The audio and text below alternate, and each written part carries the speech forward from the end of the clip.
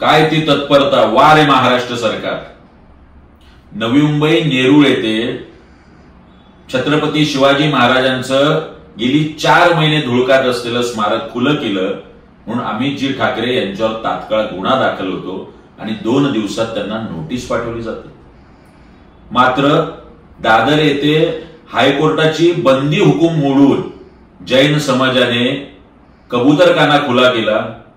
अद्याप ना त्यांच्यावरती गुन्हा ना नोटीस.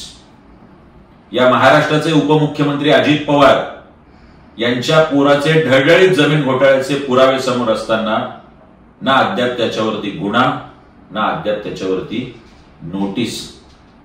संजय शिरसाट सिडको 4000 कोटीच्या भ्रष्टाचाराचे पुरावे बिवलकर कुटुंबाच्या संदर्भातले, ना अद्याप त्यांच्यावर गुन्हा ना अद्याप नोटीस. शिक्षण संस्थेसाठी 200 कोटीचा भूखंड 3 कोटीत घेणारे मंत्री प्रताप सरनाईक, ना अद्याप त्यांच्यावर गुन्हा ना नोटीस. जैन समाजाची पुण्यामधली जागा मुरलीधर मोहोळ केंद्रीय मंत्री, ना त्यांच्यावर अद्याप गुन्हा ना नोटीस. वा रे, खूप अभिनंदन महाराष्ट्र सरकारचं. राज्यातील मायबाप जनता, आता तूच बघ, उघडा डोळे आणि बघा नीट. एबीपी माझा, उघडा डोळे बघा नीट.